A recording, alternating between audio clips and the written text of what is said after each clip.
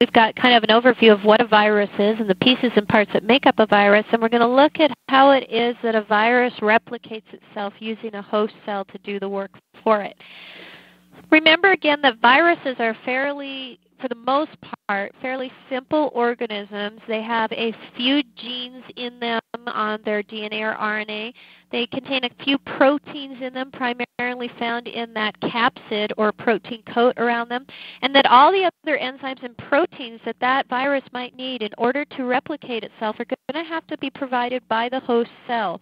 Things like the ribosomes for use in protein synthesis, the tRNA, the ATMP, all of those other substances, the individual amino acids used to manufacture the proteins. All of those components are going to be provided by the host cell, not by the DNA, and this is why, not by the virus, and that's why viruses are considered parasitic in nature, because they utilize the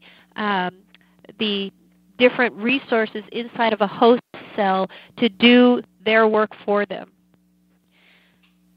Now this is a neat picture down here. This is a pretty amazing picture. This is the real electron micrograph of an individual bacterial cell that has been not only infected multiple times over by bacteriophages, but is also erupted with all those bacteriophages that it has been made. So in essence, it's the entire machinery of this bacterial cell was taken over by a virus that infected it, and the bacterial cell was made a slave.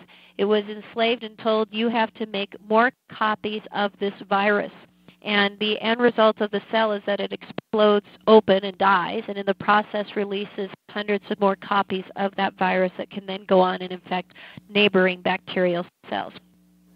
The way in which viruses multiply varies based on what kind of virus we're looking at. And I want to start first by looking at bacteriophages. Remember again, those are viruses that infect bacteria cells specifically. And when we look at bacteriophages and we look at their behavior and multiplication, we realize that they have two distinctly different processes under which they can replicate or exist, I should say, inside a host bacterial cell. And these are called the lytic phase and the lysogenic phase. And on the next slide, I'm going to go through, I think it is on the next slide. I hope it is. Yes. I'm going to go through the differences between the lytic and the lysogenic phases. Now let's take, for example, just one of many bacteriophages. I'm going to take the bacteriophage called T4. T4 is a bacteriophage. It looks a lot like this guy down here. It has about 100 genes in its nucleic acids, and it has a 5-stage approach to multiplication, and there's an excellent animation on this provided for you in the learning unit. Starts out with attachment. This means when it binds to the receptor sites on the host cell. The next thing it does is it penetrates through the peptidoglycan cell wall and through the plasma membrane, and you can see that very clearly here in this picture. The tail pin here penetrates through the cell wall and the plasma membrane and injects the DNA or RNA that was up here into the cell, and you can see that viral nucleic acid being injected into the cytoplasm of the bacterial cell here. The next phase is biosynthesis, and this is when I make all of the component pieces and parts of new virions, of new viral particles. Maturation is when I assemble all of those parts together to make a complete mature virion, and then release, of course, is when I break open the cell and release into the environment all of those new copies of that virus. Now there's also a nice animation that's going to describe the differences between lytic and lysogenic phases online for you. But meantime, let me take you through this process and show you that one bacteriophage, one virion, can behave in two different ways when it infects a bacterial cell. So here's my bacteriophage. It's infecting an E. coli host cell. And again, it does that by first attachment, then penetration where it injects its DNA material in. So here we go, penetration. I inject my my DNA or RNA, as the case may be, into the cell. And at this point, I'm going to enter into what's called the lytic phase. This is one option. In a minute, I'm going to talk about another option over here called the lysogenic phase. But for now, let's talk about going into the lytic phase. And here in the lytic phase is when I get active replication of new virions. That whole process where I have the DNA or RNA, viral DNA or RNA has been injected into the cell, and during this time, this is called the eclipse phase, it looks like not a whole lot is going on inside of the cell. But in fact, we're beginning the process of manufacturing all of the pieces and parts for making new virions. And you can see all the individual pieces and parts now in this cell. Then, during maturation, as I said before, we assemble all those pieces and parts to make mature bacteriophages. And then we lyse or split open the cell wall of this bacterial cell and release those virions out into the environment so they can infect other cells. That's the lytic phase. And that phase is where I actively destroy the cell right away in the process of manufacturing new virions. By comparison, after I've injected my DNA, remember I said there's another route I can take, and that's this one here called the lysogenic phase. In the lysogenic phase, the viral nucleic material gets inserted into the bacterial chromosome, and it hangs out there. It doesn't do much. It just hangs out there for any length of time. It could be a short amount of time or a long amount of time. At this point, that region of nucleic acid that's been added in is called a prophage. And it's considered sort of latent or dormant at this point. It's you can't look at the cell and go, oh, well, it's obviously been infected with a virus. Usually, sometimes you can. But this is very different. This lysogenic phase is very different from the lytic phase where I end up destroying the cell. Here, the cell can persist and pass on that viral DNA to all of its offspring through binary fission because the viral DNA has become incorporated into the bacterial chromosome. Now, at some point, it's not uncommon for an event to occur, maybe a radiation event, for example, or a mutation event that induces the lysogenic phase to stop and for the cell to enter into the lytic phase and end up producing virions and dying in the process. So I can bounce into the lysogenic phase and I can bounce out of it back into the lytic phase. That can happen. Okay, let me tell you a couple more things about the lysogenic phase, that phase that's called the latent phase when the viral DNA is just hanging out inserted into the bacterial chromosome, such as you see here. This latent, or what is also sometimes called the temperate phase, affords some protection to the cell. This bacterial cell, at this point, once it has a viral DNA incorporated into its bacterial DNA, cannot be infected with the same virus. So if another virion comes along and tries to infect this cell, and it's the same kind of virion as the one that's already injected its DNA into the host chromosome, it will not be able to infect that cell. If a completely different type of virus tries to infect the cell, well, that's another issue. It can indeed infect the cell. Okay. One thing that's interesting about the lysogenic phase, remember on the last slide I said that you can't tell just by looking at the cell that it's in the lysogenic phase and that it's been infected with a virus. That's true most of the time, but you also heard me say sometimes that's not true. Well, it's not true when something called phage conversion happens. And this is a process by which once a virus inserts its genetic material into the bacterial chromosome, it imparts on that bacterial cell some sort of ability that it did not previously have. For example, Cryptobacterium diphtheriae is a bacterium that causes diphtheria, and it only becomes pathogenic, disease-causing, when it and produces the toxin that makes it pathogenic when it's in this latent phase, when it's been infected with a specific virus. So C. diphtheriae that has not been infected with a specific virus will not be pathogenic. But once it has been infected with the particular virus, and if it's in this latent phase where the viral DNA has been incorporated into the bacterial DNA, then it is infectious. Clostridium botulinum and Clostridium chloriae. And some streptococcus as well fit into this category where they only achieve pathogenicity or disease-causing status once they've been infected with a particular type of virus and they are in the latent phase or that lysogenic phase when the DNA is just lingering in the bacterial chromosome. At this point, you can also get specialized transduction occurring.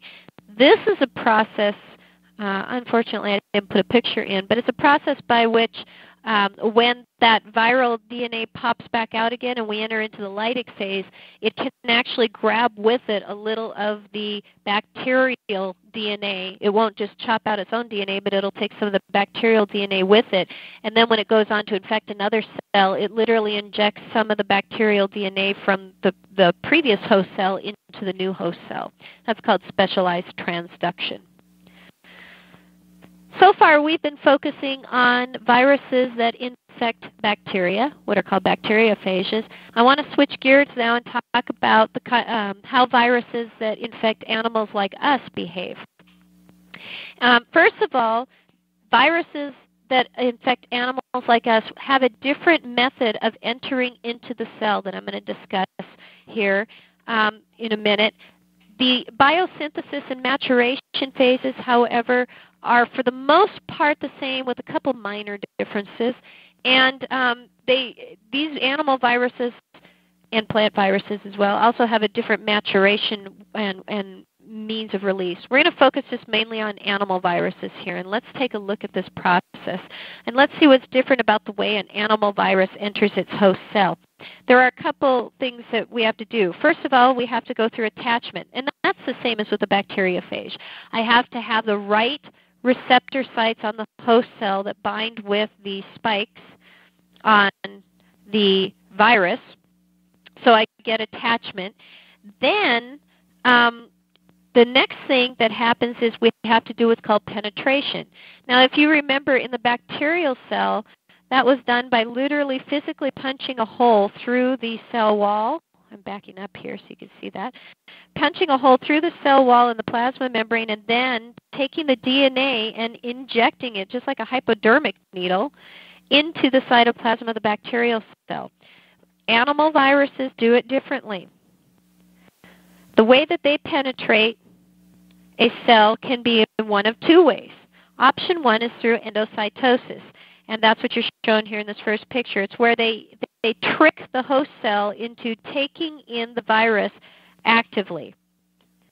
And once the virus is inside, then the capsid breaks down and the DNA or RNA, as the case may be, is released into the host cell and the infection has started. The other option is through fusion. And this is what the HIV virus does. In fusion, there's a beautiful animation, by the way, about this, so please do watch it that I've made available for you in the online classroom. Here in fusion, you can see that there is an envelope around the cell, and that envelope fuses with the plasma membrane of the host cell. And the envelope, notice, stays fused with the plasma membrane and just ejects into the cell the capsid with the DNA or RNA inside of it into the cell. And the rest of it, the actual envelope part, stays continuous with the plasma membrane of the cell. And then after that, the protein coat breaks down, releasing the DNA or RNA into the host cell. That's called uncoating, when I open up the capsid in order to release the DNA or RNA.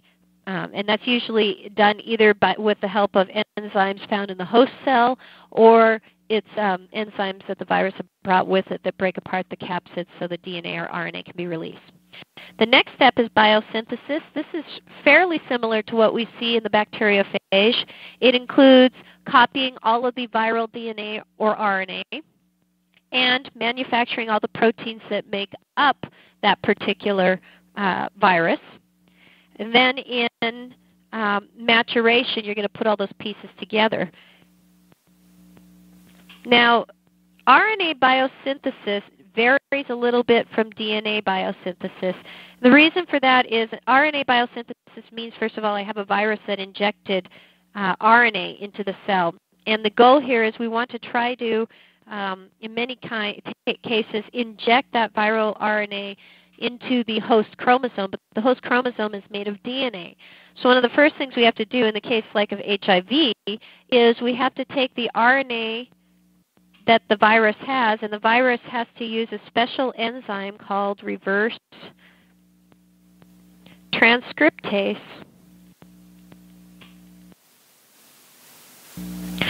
to convert that RNA into a section of DNA that can then be inserted into the host DNA.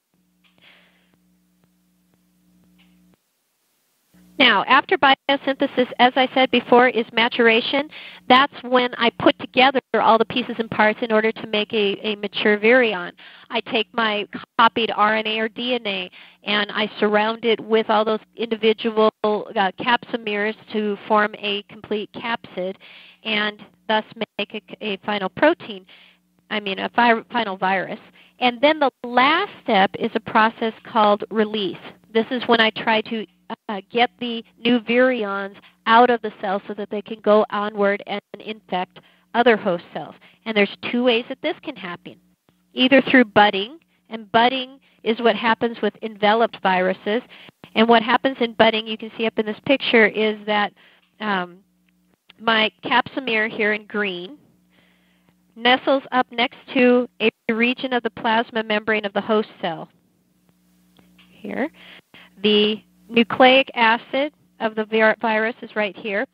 And through a special little process and some special enzymes, the virus induces the host cell to wrap the virus in some of the host cell's plasma membrane.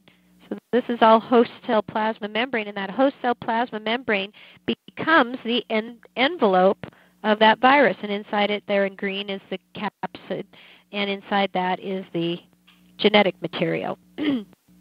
That's called budding. And here's a nice picture of it happening in a real host cell. You can see the individual particles budding off to form new separate virions.